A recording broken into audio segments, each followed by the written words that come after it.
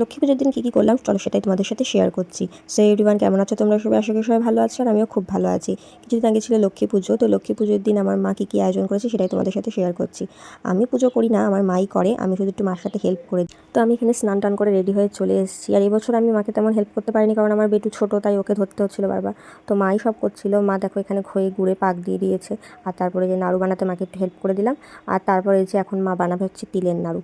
তো এই তিলের নাড়ুটা বানানোর জন্যই মেন একটু মাকে সাহায্য করার দরকার, কারণ এটা তো তাড়াতাড়ি বানাতে হয়, তাই জন্য একটু অসুবিধাই হয়। তাই জন্য মাকে একটু হেল্প করেছিল। তো তার আগ দিয়ে এই থালার মধ্যে একটু তেল মাখিয়ে নিচ্ছিলাম, কারণ নয়তো আটকে যাবে তিলে। তোমরা কে কি তিলের নাড়ু বানাতে পারো অবশ্যই কিন্তু আমাকে কমেন্টে জানিও, আর কেমন লাগে তিলের নাড়ু বানাতে সেটাও বলো। তিলের নাড়ু বানানোর সব থেকে কঠিন কাজ, তো সেটা আমি আজকে বানাবো, তোমাদের সাথে শেয়ার করছি। দেখো, তো তিলের নাড়ু মামা বানাচ্ছে। তো একা তিলের নাড়ু বানানো সম্ভবই না, তিল তাড়াতাড়ি আটকে যায়।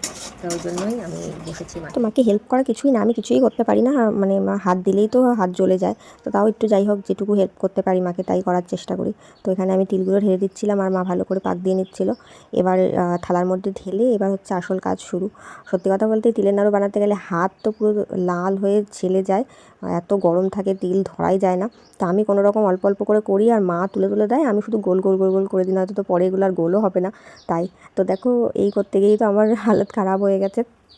তো তারপর এই তিলের নাড়ুগুলো কয়েকটা গোল হয়েছে আর কয়েকটা না আটকে গেছিলো, তারপর আমার মা ওগুলো পিস পিস করে কেটে দিয়েছে। তারপরে যে আমার মার সুজি বানানো হয়ে গেছে। তারপরে যে আমাদের লক্ষ্মী ঠাকুরও চলে এসেছে, লক্ষ্মী ঠাকুরকে সুন্দর করে মা পেতে আসনে সাজিয়ে দিয়েছে। আর আমাদের একদিকে তৈলক্ষ নারায়ণের জায়গা করতে হয়, আর একদিকে কলার ফানা দেওয়ার জন্য জায়গা করতে হয়। তো সেটাই ভালো করে করে নিয়ে এবার আমি দিচ্ছি হচ্ছে আলপনা।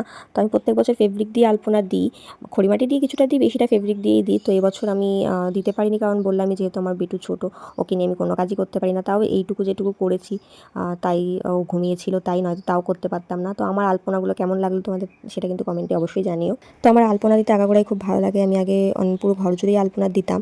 তো কিন্তু এখন আর পারি না। খড়িমাটি দিয়ে খুব একটা দিই না, কারণ খড়িমাটি দিয়ে দিলে তো সারা ঘরে সাদা সাদা হয়ে যায়, অল্প একটু ঠাকুরের সামনেই দিয়ে রাখি খড়িমাটি দিয়ে। তারপর দেখো এখানে আমার মা লুচি ভাজা হয়ে গেছে আর মা মালপোয়া করছিল।